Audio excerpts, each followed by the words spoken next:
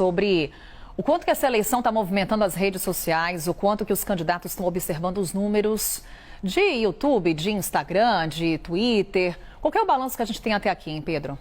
Pois é, Carol, a gente está falando de um fenômeno novo nas eleições aqui em São Paulo, que é um influenciador com maciço acesso e distribuição de conteúdo nas redes sociais.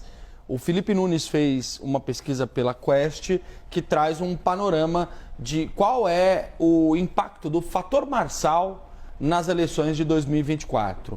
E aí eu trouxe esses dados da Quest para a gente poder dar uma olhada, Carol, e entender quais são os números, que ordem de grandeza e que proporcionalidade a gente está falando desse candidato que tem movimentado as redes muitas vezes muito mais do que todos os outros juntos. Esses são os números, Carol, do que a gente viu pós-debates da Band, do Estadão e da Veja. Os 3 debates realizados até agora no primeiro turno das eleições em São Paulo. Começando com as menções nas redes, que é toda vez que o nome de Pablo Marçal é citado em uma rede social monitorada, como o Instagram, como o Facebook, como o Twitter, depois do debate. Aqui o primeiro destaque, porque no debate da Band foram 3.400.000 citações.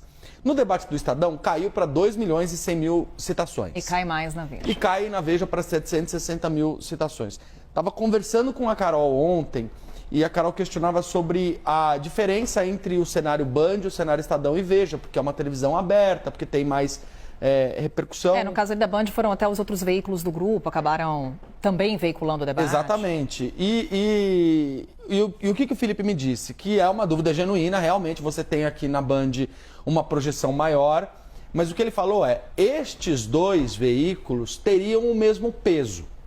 Então, quando você vê, por exemplo, essa redução, aqui a gente está falando de menos da metade das menções, chama a atenção. Porque, muito embora a Band tenha um peso mais significativo, você tem um decréscimo nas menções ao longo desse histórico. O que é importante da gente lembrar também, gente? Esse debate aqui tinha 3 candidatos só. Porque esse foi o debate que não foram Guilherme Boulos, José Luiz da Atena e Ricardo Nunes.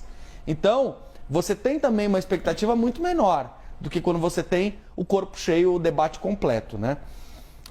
Eu estava vendo, por exemplo, ontem um debate de Campo Grande, da primeira página, com a Bruna Mendes, que é apresentadora. Foi um ótimo debate só sobre propostas. Não teve ataque, não teve ofensa. Que é o que a gente espera de um debate. Não teve nada. E foi um debate tranquilo, não teve nenhuma agressão, não me lembro de ter visto pedido de resposta. Não, e o que chama a atenção, você lembra aqui o debate da Veja, que tínhamos apenas a participação de 3 candidatos, mas quando você fazia uma pergunta sobre proposta, não vinha uma resposta. Não. E não é só que não vinha a resposta, como era uma convocação para a rede social. É isso. Então, não evoluía, não existia. Teve um momento, inclusive, que era para você direcionar perguntas, nem pergunta era feita. E não apesar era nem da resposta nem pergunta. Exato. E apesar da convocação para as redes sociais, a gente viu que a repercussão foi menor, a estratégia não deu tão certo, né? Citações no YouTube, Carol. O que a gente está falando aqui, o que a Quest está medindo? Dos comentários que são feitos no YouTube durante a transmissão destes 3 debates que foram transmitidos, quantos citam o Pablo Marçal? No caso da Band, foi uma maioria expressiva, 76%. E no caso do Estadão e da Veja, caiu para metade dos comentários. Ainda assim, é inusitado, para dizer o mínimo, você ter um candidato que mobiliza metade dos comentários do YouTube de todo o debate, quando você tem todos os outros candidatos com menos da metade.